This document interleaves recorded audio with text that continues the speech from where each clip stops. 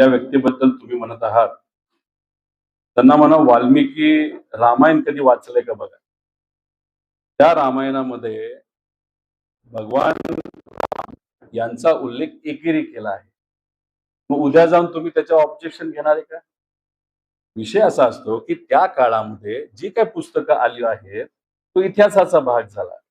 त्यावेळेस सगळेच लोक लिहित असताना आदराने लिहितात. प्रभू रामचंद्रांबद्दल सुद्धा आदराने लिहिलं आहे, प्रेमाने लिहिलेलं आहे.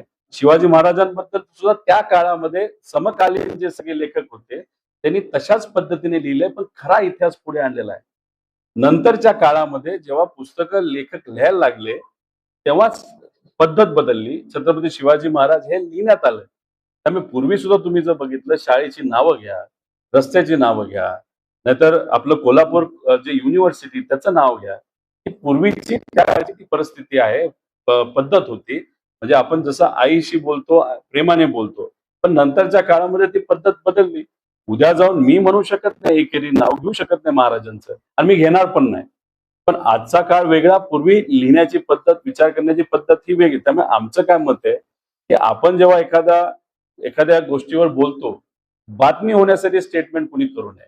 बघा, त्या मी बोललो होतो की रोहित पवार बोलले की पुस्तकामध्ये शिवाजी महाराजांचा एक उल्लेख आहे, तसा रामायणामध्ये वाल्मिकी ऋषींनी पण रामायण हे प्रभू रामाच्या कार्यकाळातच लिहिलं गेलं. आणि वाल्मिकी ऋषींचं वय आणि प्रभू रामाचं वय पाहिलं तर वाल्मिकी ऋषी कितीतरी वर्षांनी मोठे होते.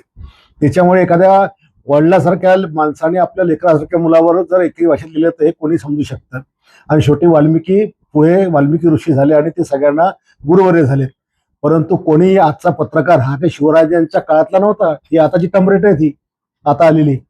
आणि आम्ही वारंवार, आम्ही आताच म्हणत नाहीये की वारंवार ज्या ज्या ठिकाणी छत्रपती शिवाजी महाराजांचा उल्लेख एकेरी असेल तो त्यांनी कुठेही पुस्तक असो तो बदलला पाहिजे, तो बदलला पाहिजे. आणि याच्याकरता आमचा लढा हा सुरूच राहणार आहे. त्याला वारंवार सगळेच मला सांगतात की संजय गायकवाड महिलाबद्दल असे बोलूया, तुम्ही आमचं बी काम बघा ना जरा.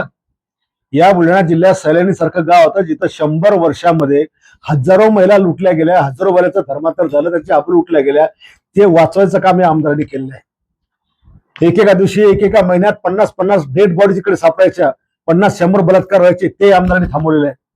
222 मुली लवचिकच्या वापस आणल्या, त्या या आमदारांनी आणलेल्या आहेत. 5,500 ते 6,000 महिलांचे तुटलेले संसार या आमदारांनी बसवलेले आहेत.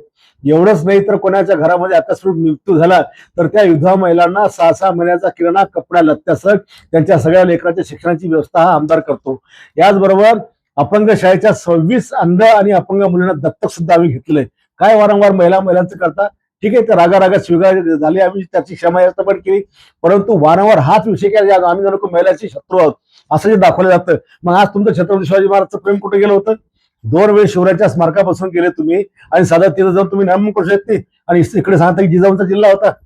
या जिजाऊच्या चौकामध्ये जिजाऊ साहेबांचं, संभाजीरावांचं महाराष्ट्रातलं पहिलं एकत्रित स्मारक आहे, एवढं मोठं. तुम्हाला वाटलं नाही इथं नतमस्तक व्हा? तुम्हाला वाटलं नाही की महाराष्ट्रातलं सगळ्यात उंच स्मारक छत्रपती शिवाजी महाराजांचं बुलढाण्यात इथं नतमस्तक व्हा म्हणून? आणि काय सांगता आमची लायकी का, तुमची लायकी काय आहे? बाप दादाच्या काका पुत्याच्या भरोशावर तुम्ही राजकारणात मोठे झाले. अरे आम्ही स्वतःच्या भरोशावर मोठे झालेलो स्वकर्तृत्वावर. आम्हाला कोणा बाप दादा कोणा काका पुत्याचा आशीर्वाद नव्हता.